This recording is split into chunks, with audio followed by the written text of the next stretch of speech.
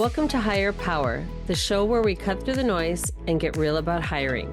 I'm Kim Frost, founder of Frost Connections, and after 25 plus years in the search industry, I've seen what works and what absolutely doesn't. If you're a founder, CEO, VP, or HR leader who's tired of bad hires and ready to build a team that actually fits your culture and vision, you're in the right place. Let's get into it. Retained search or contingency search? What is it? How are they different? And why would you choose one over the other? When people ask what my firm does and I say retained search, I usually get the same look I'd get if I said I built time machines. Even my mom still doesn't quite know what I do. Love you, moms. Most people hear retained and immediately think one of two things. It's more expensive than contingency, and you're locked into one firm with no guarantees they'll actually fit your role. Let me clear those up, and then I'll share what really separates the two. First, is retained search more expensive? Not necessarily. Retained search firms do often charge a percentage of either the base salary or the total compensation broken into thirds. Some do a third of the payment for 3 months in a row. That can add up fast, especially for senior roles. I will let you know the difference with us and why I started my firm and did it differently. Sorry, shameless plug. We charge a flat fee based on the complexity of the role, the level of the impact, and the hiring requirements, not the candidate's final salary. You should know exactly what you're paying up front. Even better, we only collect the second third of the payment when we start presenting candidates, and the final third of your payment once the offer is accepted. It aligns to outcomes, not just activity. Second, yes, retain means commitment, and that's a good thing. I get it. Signing an exclusivity with one firm can feel risky. But here's the thing. Contingency firms don't get paid unless they fill the role. So what happens when it's a hard to fill search or starts taking too long? Interest fades. They chase the easier win. I live this. Years ago, I was working in-house and hired a contingency firm to support a tough role. 4 weeks went by, radio silence. Then I heard from them, but only when they saw I posted another position.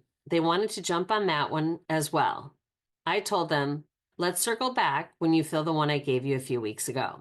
With retained search, you get consistency. You get accountability.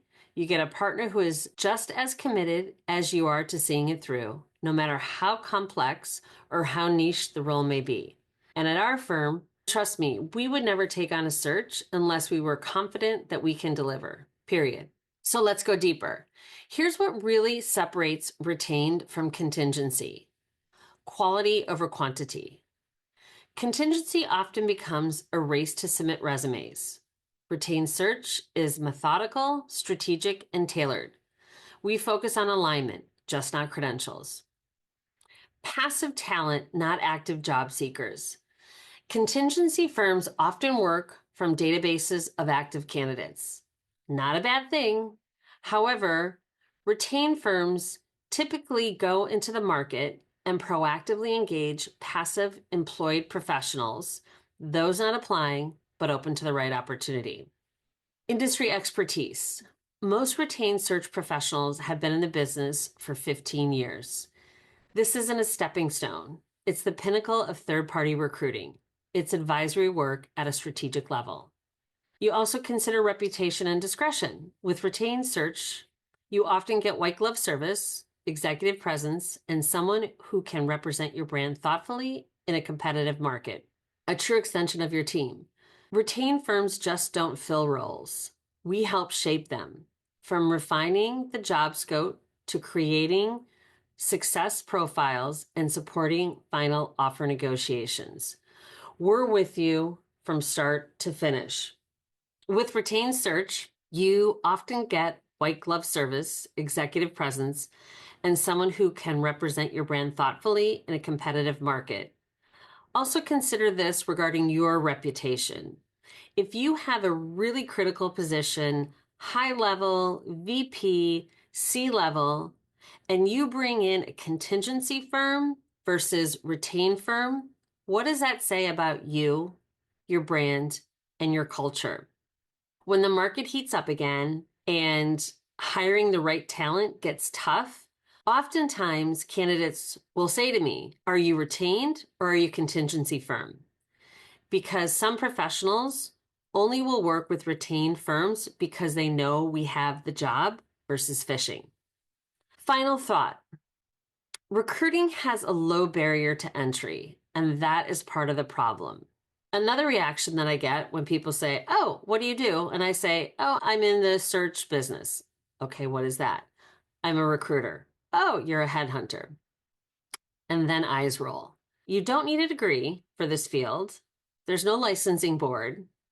Anyone can hang a shingle and call themselves a recruiter. That's why the industry sometimes gets a bad reputation. But those of us who've been doing this for decades, who treat it like the professional discipline it is, we're playing a different game.